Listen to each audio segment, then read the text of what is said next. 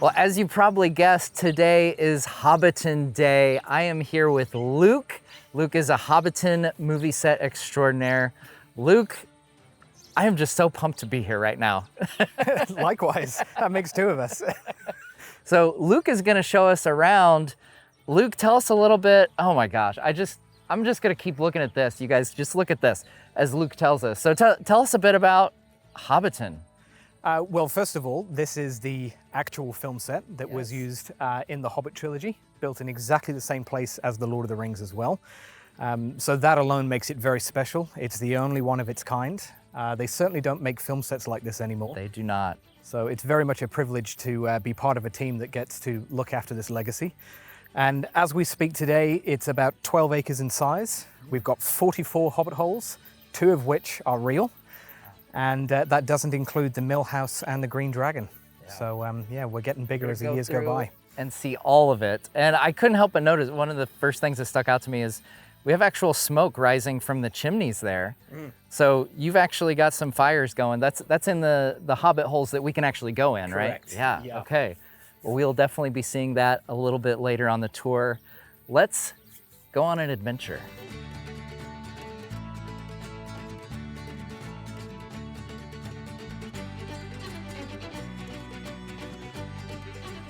So this is the opening shot of Hobbiton from An Unexpected Journey. After Bilbo has given us his little prologue about his adventure with the dwarves, the camera pans up and that's the view. One of the main features that attracted the filmmakers here was the large pine tree. Yes. They needed something that would provide the backdrop to Bilbo's 111th birthday. So that was flagged quite early on when they were doing their read-through of the script. But when they discovered this farm, not only was the tree in the right place, you have the rising hill, and then you have this pond that's been here since the 1940s, and it was just meant to be. It was all in the right place.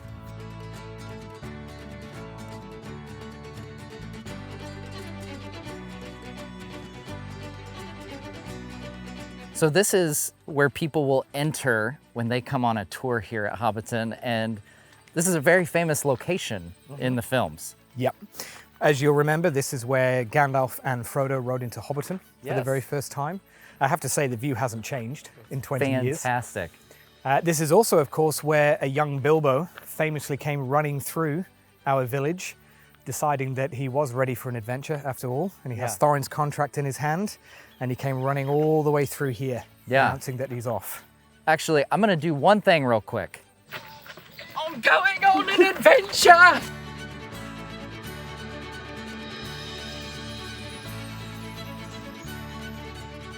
This is the home of Mr. Proudfoot, the grumpy hobbit who watches Gandalf ride past. You should have a broom here, so, you know, for him to sweep. Oh, I didn't even notice the chicken in there too. Oh, that's fantastic. Even in the exteriors, there's just so much thought that goes into this. Well, the art department had a huge amount of fun inventing backstories and daily routines for every Hobbit character that they imagined living here.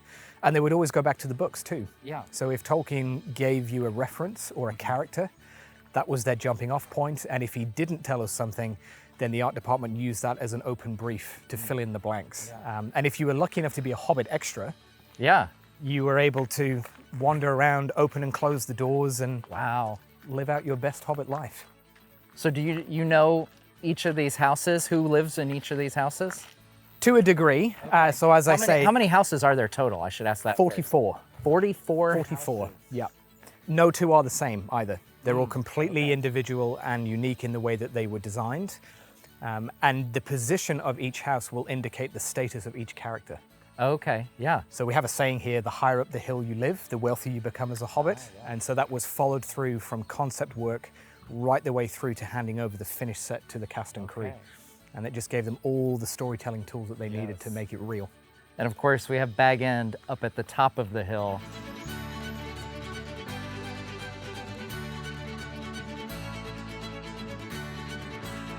So film sets by nature are artificial. Yeah. With Hobbiton, it is largely real, although there are a few things such as the moss and the lichen growing here. Oh, so this is fake? Yeah, a lot of this is wood chips, glue, paint. They did try and use things like yogurt to speed up the aging process. Some parts of the set are now so old that we are having the real thing growing in its place. But it's a really nice touch, and it's a subconscious detail. Hobbiton has been here for centuries. Yeah, I would have never have guessed that this is artificial wear and tear. It looks totally real. So as you know, hobbits are a lover of all things that grow. Yeah. And the gardeners who work here in real life have the privilege of being able to take home any of the fruits and vegetables that you see growing here. Yeah. Smell this.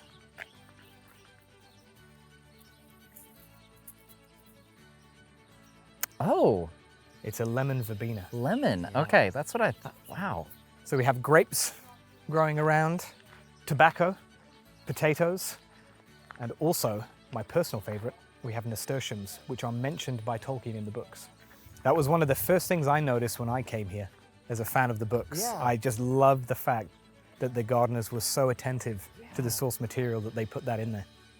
The filmmakers recognized that the hobbits weren't trying to save the world, they were trying to save the Shire. Right. And so if an audience doesn't believe that Hobbiton is a real environment, they're not going to invest in that journey. So I think it was very important to the filmmakers that they absolutely made this feel credible, grounded, authentic. And that was the brief, you know, authenticity every step of the way. And so you believe, as did the cast members, that Middle-earth was a real place. And Hobbiton is, you know, a monument to that, I think. Yeah, it's pretty special. Yeah.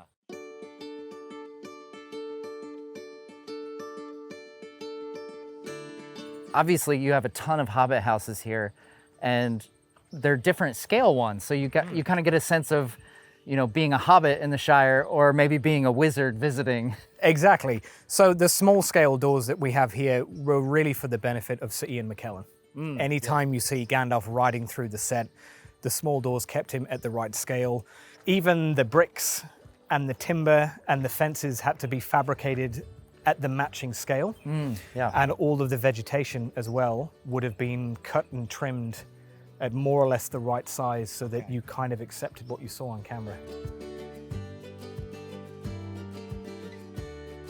Okay, so we've got something cooking over here. So what's the story with this particular Hobbit hole? Well, have a look at the mailbox here. Okay. They'll usually give you a clue as to what each Hobbit might do for a living or a hobby. So it looks like we've got fish on here. So perhaps an angler Hobbit. So you can see the spare rods hanging up above the door here. We have some fish wrapped up, ready to be sold at market, and then we have our smoked eel and smoked fish hanging up over here too. Wow, okay. That's one thing, you know, I've learned over the years about the folks at Weta. They put so much detail into things that are never seen on camera, and it's really for the benefit of the actors.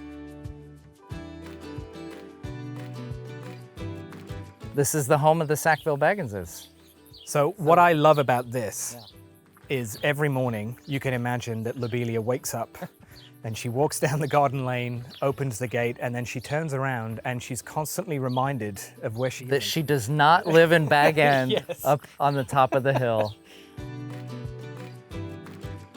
So you can see we have our bee boxes, and the set decorations obviously continue with that theme. The windows have been dressed up. Got the little smoker next to the window there.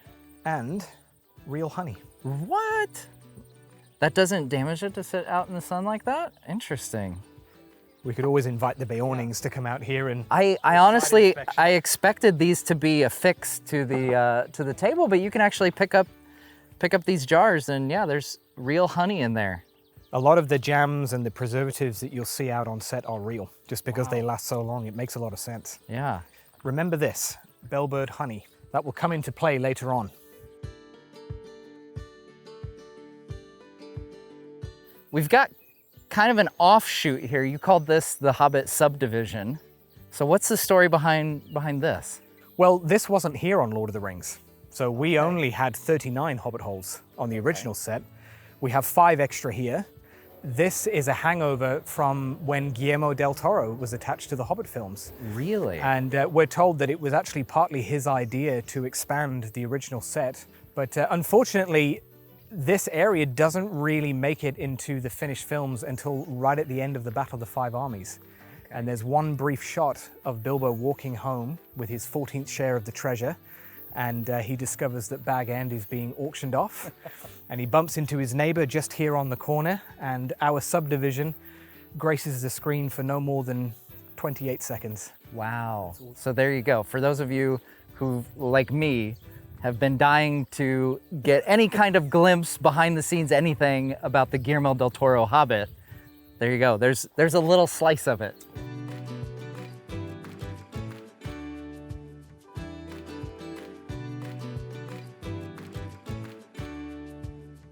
This is like holy water. This is Shire water, guys. It tastes so much better than regular American water.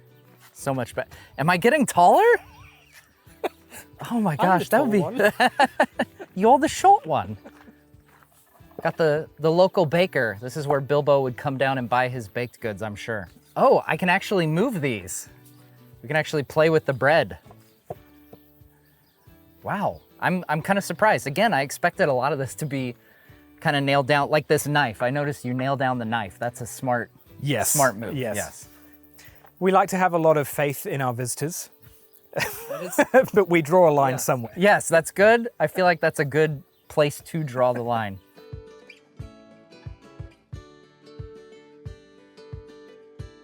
Can I interest you in some cheese, maybe a bit of eggs?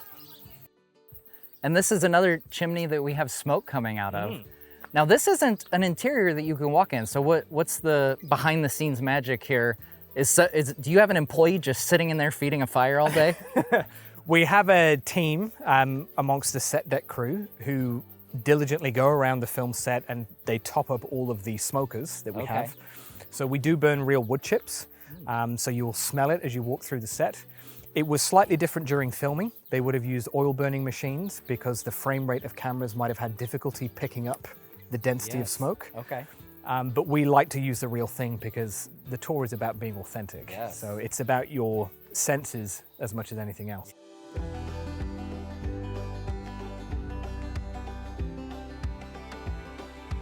Oh my word. That's the $1 million view right there. Look at this.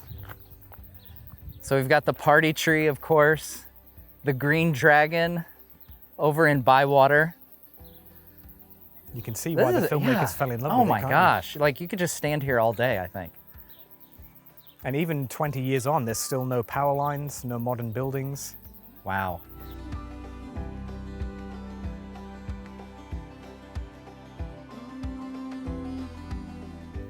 Here it is. We're at the top of the hill.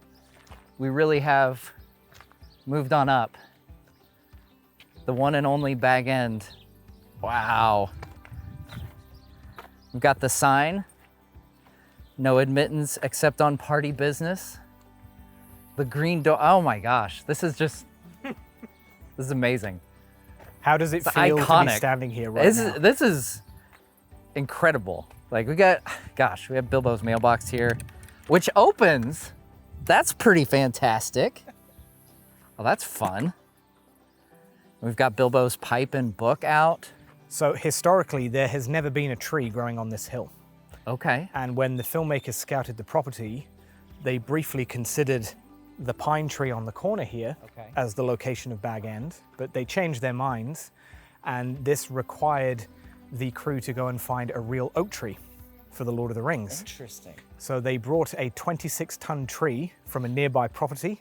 They cut it up into several pieces, and then they bolted it back together again. Wow. And they wired on hundreds of thousands of artificial leaves and acorns in their place, and it was held up by these high tensile cables.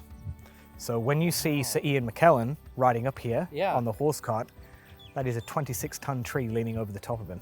Oh my word. Now this is obviously not a reformed tree. So what did you guys do to make this? The brief for The Hobbit was to rebuild Bag End permanently. Yes. And also the filmmakers had to bear in mind that this was now 60 years earlier than The Lord of the Rings. Yeah. So the tree had to reflect that time scale.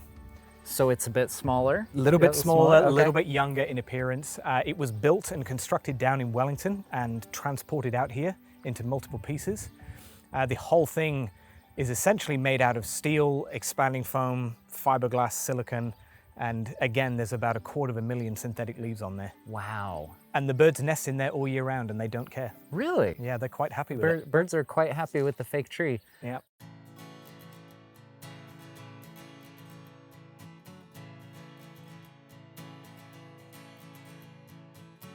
So this was something that was also thought about during filming. Every pathway leads to somewhere. It could be a neighbor's house, it could be an apple tree, it could be a mailbox, a water well, because you want to believe that the hobbits have daily routines. They do the same thing every day. And so our greens team would have to wear down the grass, cut the pathways in, and make sure that it connected to each and every house. And you mentioned we've got, at the end of the road, we've got the mailboxes. So those are the mailboxes that correspond with this row of houses. Correct. There's actually a dedicated group of fans online who have taken photographs of every mailbox that we have on our film set, and they've put them all in chronological order. And they've numbered where each one belongs, either according to the films or the books. And that's actually been a very useful guide for us. Wow. Yeah.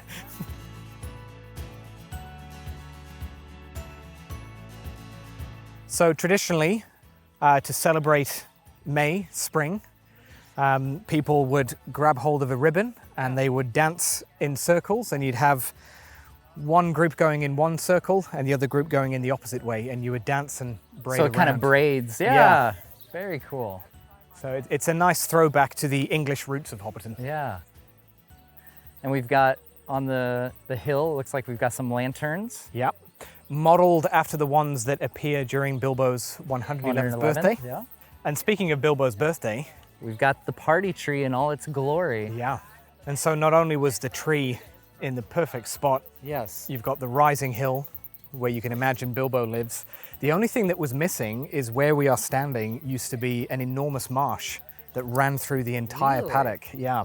So when we had the New Zealand Army come out here, they did a lot of the drainage work for us, and then they filled it in and created the field so that the cast and crew could utilize it for filming. Wow. Yeah. I promise I know what I'm doing. Yeah! So we've got some craftsmanship going on at this one. So this is the home of the carpenter's house. Okay. We see some traditional tools here. This is a pole lathe, and this is what they would use to turn the wood to carve symmetric circles and get that round. Yeah. Bedposts, it looks like, maybe some... or a chair, so they chair, can sit down and while away the afternoon. Oh, and we've got tools over here as well. We've got some hammers. Oh, these are actually, I can pick these up. Oh. It looks like there's a... Oh, there are work in progress. Nails. Yeah, look at that. Oh, that's a fun one right there. It's almost a dwarf pick, isn't it? That does look like very dwarvish. That's why I immediately gravitated You gravitated towards it. Now this, of course, looks like we're at number 3 Bagshot Row. Yep. The second most famous address that we have here at Hobbiton, the home of the Gamgee family. So this is the site of the very last scene of The Return of the King, where Sam comes home to Rosie and his two kiddos. Spoiler alert. So yeah, spoil. Sorry, guys. You've had 20 years. Yeah. If I was to live anywhere, it would be Bagshot Row. Everyone tells me they want to move into Bag End, but it's too far to walk to the pub. I think this is the hidden gem. It's only a 5-minute walk around the lake. You're at the bottom of the hill, and yet you get the sun all day long. This is why the gardens are so lush. It's a prime spot. Yeah. And Sam would know the good spot for gardening. That's right. He's got it right here. Now, do you remember the bellbird honey? Yes. That you saw earlier on? So a little bit of world building here. This is the home of the Proudfoot family. Okay. And it turns out that they like to make their own honey and their own mead. And it's branded as Proudfoot's bellbird honey. Look at that. And we've got the fill your own jar. And so like everything else on the film set, there's been a background narrative generated for the interior of these hobbit holes, because it has to be believable. Yeah. You have to believe that there really is a family of hobbits that live here, and everything has to be consistent. And so once again, the art department dreamed up an entire industry and backstory and daily routines and hobbies for the whole family that you'll see inside. Wow. So we're about to go into the house of the Proudfoots. Proud feet. Proud feet.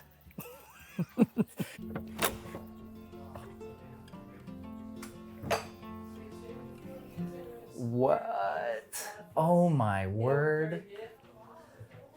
Wow. We're in a hobbit hole right now. This is wild. Marigold Proudfoot, one bag shot row.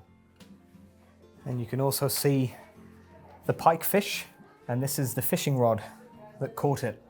It was a legendary fight. And you see we have our trophy shelf over here. Prettiest piglet in the Shire. Third place, it says. Yeah. And at least they got Best Bee Song. Best bee song? What is a bee song? I always wondered that myself. Yeah. Is it like your bees sound the best? Or I is think it so. okay? I think that's where they're leaning.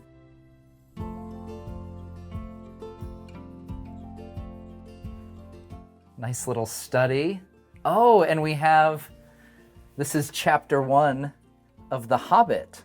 So we talked about how much would it make sense if the Hobbits had a Copies of the reproduction Red- yeah. of the Red Book. So again, we went back to the source material, and we actually found that although the original was passed down through to Eleanor and her heirs, we know that King Elisar requested a reproduction be made. Did, yes. And so we kind of figured, well, maybe that's where all the other copies come from. Yeah. And now Bilbo and Frodo's story is the stuff of legend, and all the hobbits like to read about it.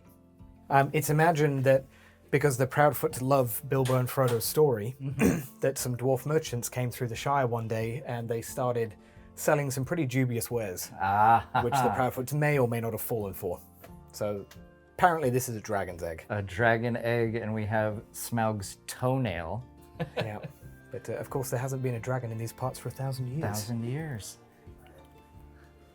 So on the family tree here, so this is actually the actor who played Odo Proudfoot in the films. We've got the concept art piece, I presume, or a sketch of him. Yeah, so this is Noel Appleby, the actor who played him. He's actually credited as Everard Proudfoot in Oh, the really? films. Yeah, but he's clearly meant to be Odo from Yes. the book, so we've reflected this in his name title here. But a lot of the work that's been done here has been extrapolated from the appendices from the yes. book.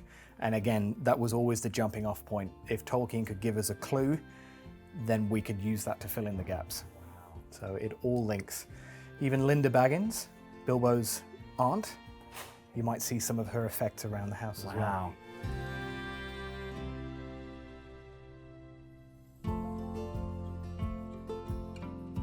Oh, we get some Hobbit bunk beds. Look at that. Oh my goodness. That is fantastic. We can even see where the hobbits keep their toys. Fruit and nuts of the Shire, birds of the Shire. And there's also the first knots that they've made as well. Oh, look at that.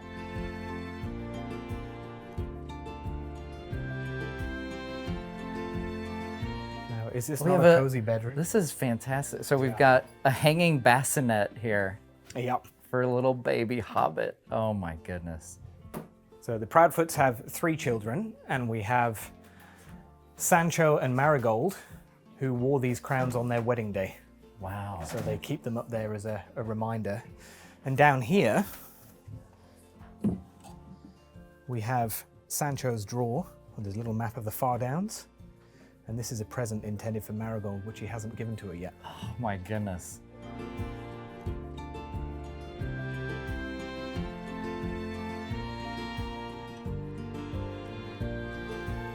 Wow. What is long drop?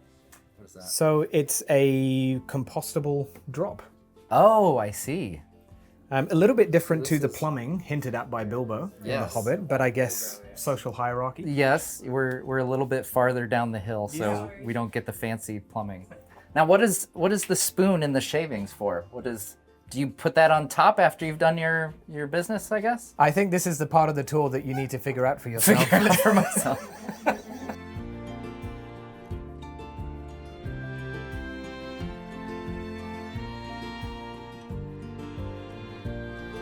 So first of all, there's a hobbit house within a hobbit house. Wow.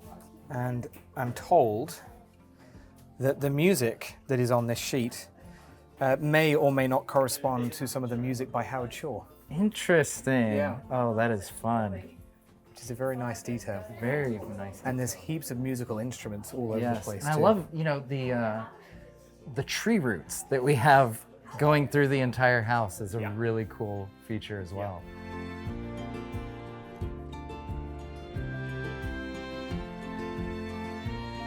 So we've even got jars of pipeweed.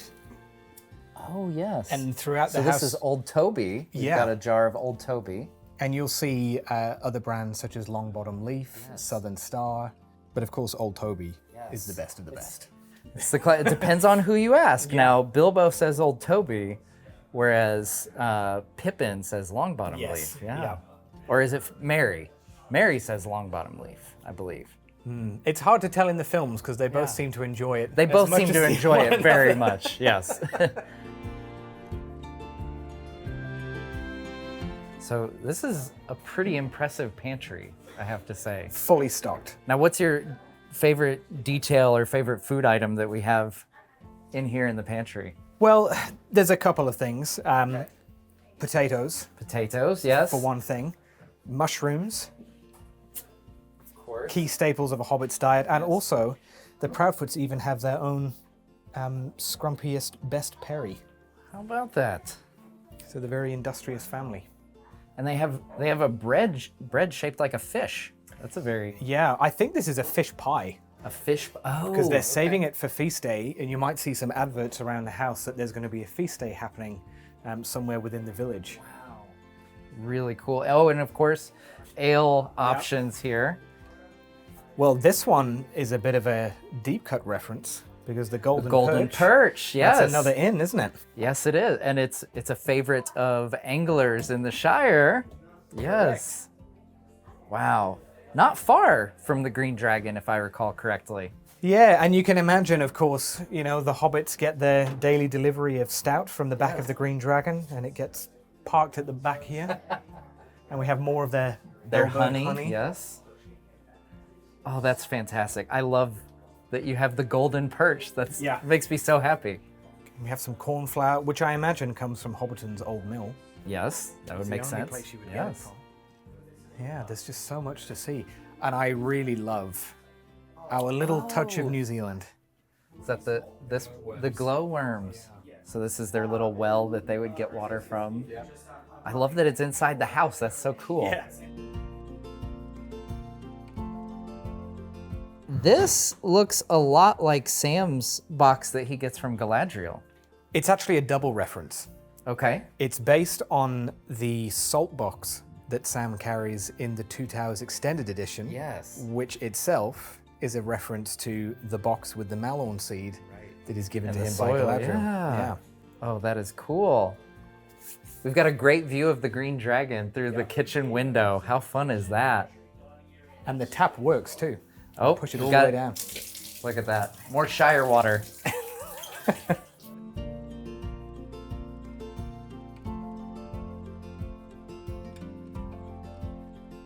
I love the mushrooms of the Shire. So is this a safety thing? I would imagine so. So if it's blue, it's not for you. Probably a good warning for the Proudfoot children. Yes. And then of course you can bring yourself up to speed on all the latest Shire gossip, the weather forecast. Wow. There's even a mayoral election happening. So we've got, this is a full-on Hobbit newspaper, The Shire Reckoning. I like that. That's a good title.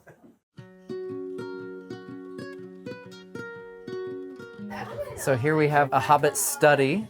So this is where the Proudfoots will tally up their annual yield. Okay. Any seeds that they've harvested, they will dry and store in their trays. They'll weigh them on the scales. And then I think just behind you, they will packet the seeds and get them ready for their clients. Wow. They will sell them at market. Then we've got kind of a little notice board kind of thing here. Quiz night at the Green Dragon. Oh, that sounds like a fun activity to do.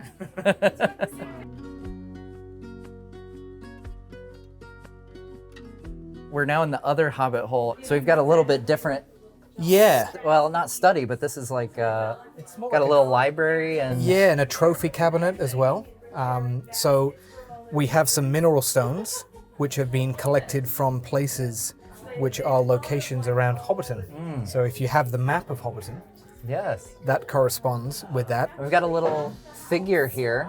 Yep, little hobbit. Yeah. And then you might recognize this leaf here. Oh, is that's a Malorn leaf? Yeah. Oh, that's great. So the idea with the framed leaves and the bookcases is that the hobbits like to commemorate a fallen tree, or they will collect leaves that they might find, or they're gifted through their families or generations. So you'll see all of the tree frames around here. Yeah, we've got, they're labeled the different types of trees. So these are samples from those trees. Wow. Yeah. And now what is this?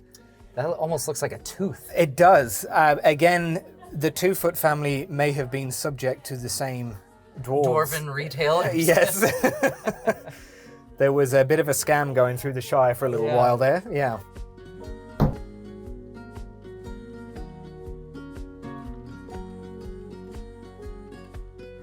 Oh, so we've even got a quiver of arrows up here.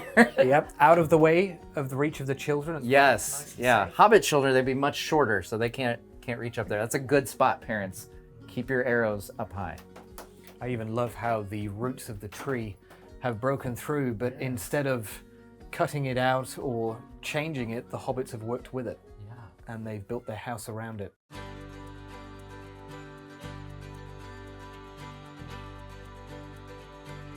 Between the two Hobbit holes, what's your favorite bit of design or? In both of them, I love the roots of the tree growing through the house. Yeah. I just think it's the most Hobbit thing you can imagine, that they didn't change it, the Hobbits just lived with it, and they continue building around it. I think it's very fitting. Yeah. I've got to say, personally, I really love the studies and the collections of books. Surprise, I like the books. Who would have guessed, right? Yeah.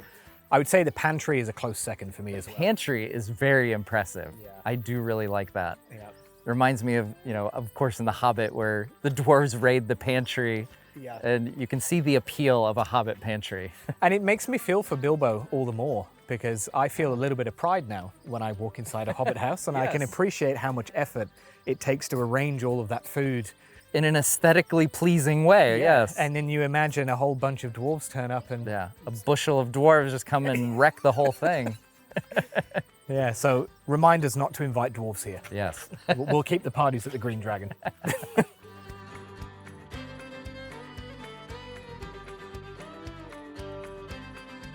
This bridge is actually a recreation of the original one that appeared in Lord of the Rings. So this is the bridge that Frodo and Gandalf come over in the carriage. Correct, yeah. And so to recreate it permanently, there's actually a steel frame running through here. And some of these are hollow boxes that have been sprayed with concrete. Interesting. Crinkled to look really old, and you can see some more of the artificial moss and the lichen that I mentioned as well. It looks incredibly real. You could not tell the difference. Even feeling it, it doesn't feel fake whatsoever. Yeah. And then of course we have the mill. Yeah. I love we have the mill going too. That's just constantly going. The sound is great, like a great background. And of course we have the Green Dragon where every tour finishes. Yeah.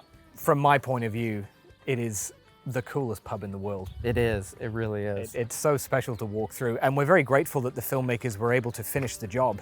Yeah. This was the only building that wasn't built with permanence in mind when they were doing The Hobbit. Okay. So it was just an exterior facade, which was used during filming. You might remember in the extended edition of An Unexpected Journey, we get a lot of scenes of Bilbo going to market, avoiding Gandalf. But then the interior was something that was constructed across 6 months in 2012. Okay. And the doors were opened by Sir Peter Jackson, a whole array of cast from the Hobbit films, and we even had Roy Tolkien present as well. Oh, that's fantastic. Yeah. So it is the real thing now. Wow. And I don't know if you knew this, but the original Green Dragon set was burnt to the ground.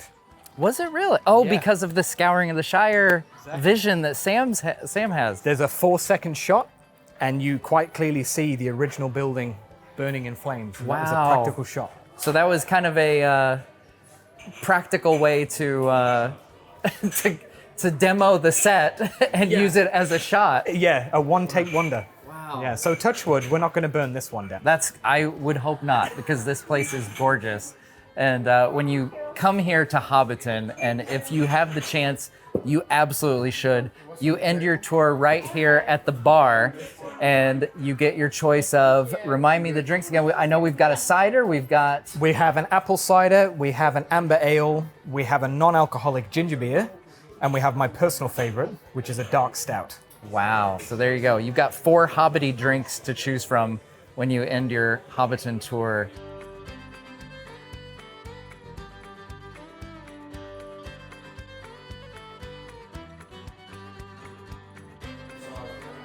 So it's super hot, and I have this wool cloak on, and I'm sitting in front of the fire, but I don't care. It's just too cozy. Even though I'm sweating, it's cozy. I got my cider. This is the Hobbity life.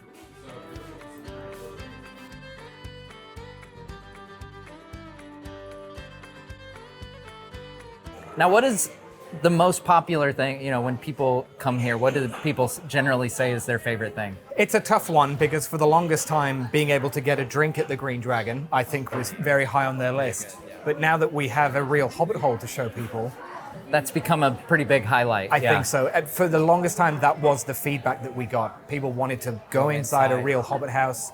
We could only show you the movie set that was built. So Bagshot Row is really the culmination of that dream. Yeah. So it's only, at the time of us filming this, the Hobbit holes have only been open for a couple weeks. 4 weeks. 4 weeks. Yeah. So we're fresh into this. It's massively popular. As we could see, there was tons of people coming through. And I imagine the feedback you've got, since that was the most requested, I would imagine the feedback has been very positive. So far, so good. Yeah, it's definitely lived up to the fans' expectations. And also for the visitors who don't know anything about the books and the films, I think they just walk away wanting to be a real Hobbit and deciding that that's the house that they want to own. So you guys are kind of carrying on the legacy of, these films that, I'm a film convert myself. I think there's a lot of people in my shoes, but people still, new to this whole Tolkien thing are probably discovering the books and the movies for the first time after coming here, which is a beautiful thing, I think. It is. Yeah. And it's a real privilege for all of us as tour guides, because we get to be their introduction to Middle-earth. And although they might not remember us or our name, they won't forget the tour that we've given them. Yes. And that is what they will always remember when they read the books, they watch the films. It will take them right back to this moment when they were here. And I think that's very cool.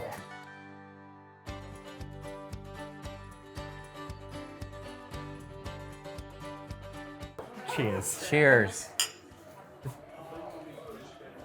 Well, there you go, guys. I hope you've enjoyed this glimpse into Hobbiton. We've had an absolute blast here today. Luke, thank you so much. My pleasure. For taking us on the tour. It's been fantastic. If you have the chance, absolutely, guys, you should definitely come to Hobbiton. I can't describe, walking out, everywhere you look, it's just gorgeous. It is like stepping into the film, stepping into that world, and it's absolutely fantastic. The staff here are fantastic. Thank you to everybody at Hobbiton, and we'll see you next time on Nerd of the Rings.